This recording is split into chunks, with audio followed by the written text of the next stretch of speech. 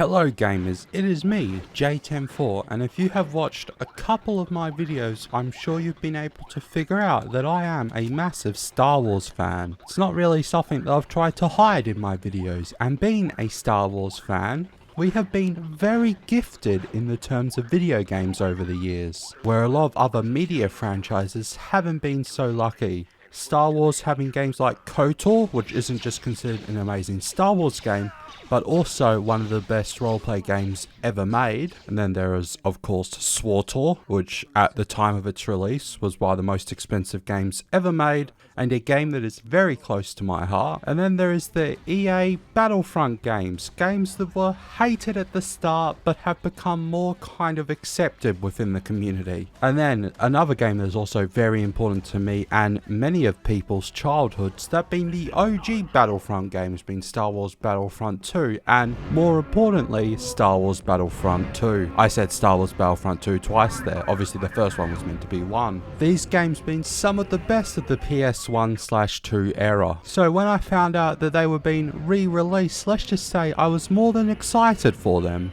As, like any other game from way back when, it can be a bit difficult and a bit of a struggle to get it run on modern systems without any errors. I was, however, very shocked to first hear about this game from a friend and not from a single bit of marketing for them. Which isn't really a good sign, because I'm especially in the sort of sphere that would probably get that marketing. But maybe that just means they spent most of their money on upgrading the games. So let's start up the Classic Collection and jump right into it to see how good these games really are. So when you open the game, it first asks you to register the game, which, I'm going to be honest, I saw as a bit of a red flag. Like, what game asks you to register it in the year of our Lord 2024? It just seems like a bit of an arcane thing.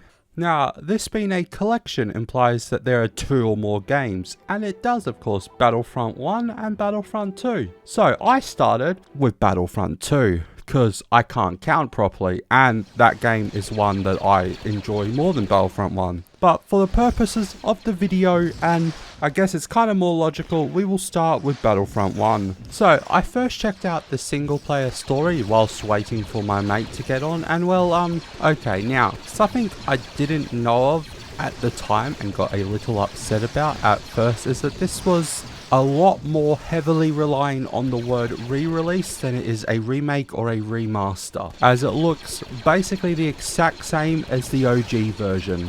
But I mean, at least unlike the GTA remasters, it doesn't look worse, so that's something. But as I started to play it, it unfortunately got a lot worse, as for some reason the game just controlled like trash. And not in the way that maybe my keybinds were a bit odd a lot of the time. My character wouldn't move, would just refuse to move or get stuck on a little ledge or something, to the point where you had to like do a weird backwards walk a good couple times and then attempt it again to get over the ledge. And that was, well, super annoying, Kane. It wasn't really a major thing I remember happening in the original releases. But then my mate got on and we launched up the multiplayer, which was a lot better than I thought it would have been. We got in a game almost right away and it ran pretty well.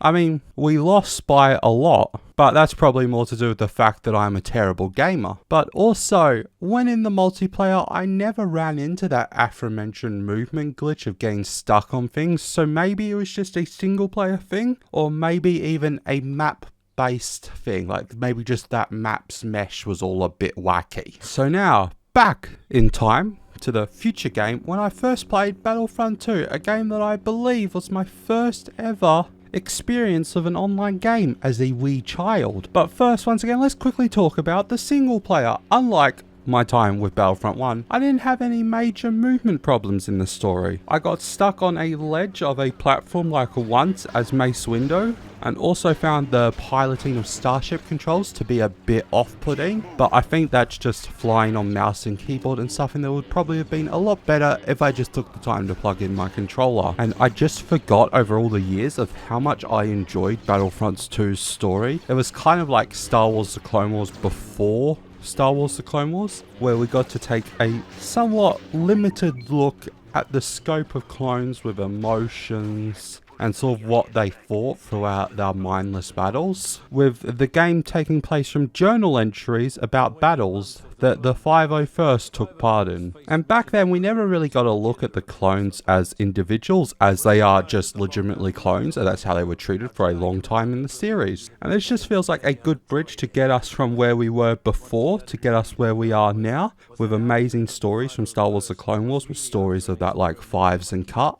2 examples that I've pulled out of thin air. But that's enough of me talking about Star Wars The Clone Wars, because I could get stuck on that topic for quite a while. This time, I didn't have any friends, because I don't actually have any friends. I imagined it from the first part of the video. So I jumped right into the multiplayer. And that was a, unfortunately, massive disappointment. There is no other way to say this, as I could barely find a game, and when I did join the game, I was put into a multiplayer game all by myself. And even though I was the only one in the game, my ping was so high that it would just teleport me around the map, making it completely unplayable. And this has happened so far every time I have attempted to launch Battlefield 2 multiplayer, which is very upsetting for me, as I absolutely love this game. I just want to shoot things in the Star Wars universe with some friends or some enemies. So this has been more of a bleak look than I was hoping at the Star Wars Battlefront Classic Collection, a game that, if you couldn't tell, I'm very upset with how the product has turned out. It could have been so much better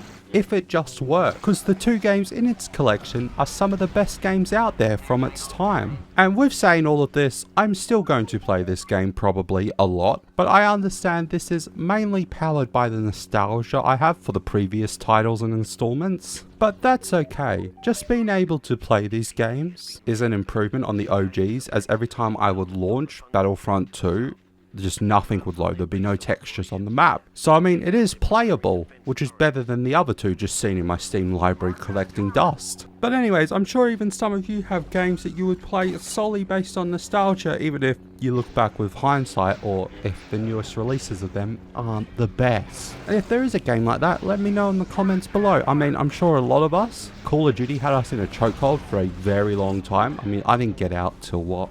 Infinite Warfare, when I finally saw that they were all trash. So hopefully I can see some of you guys in the next video if you consider subscribing. I'm hoping to get back to normal uploads now. But I mean, with the way my life's been going at the moment, I guess we'll see. Here's hoping though.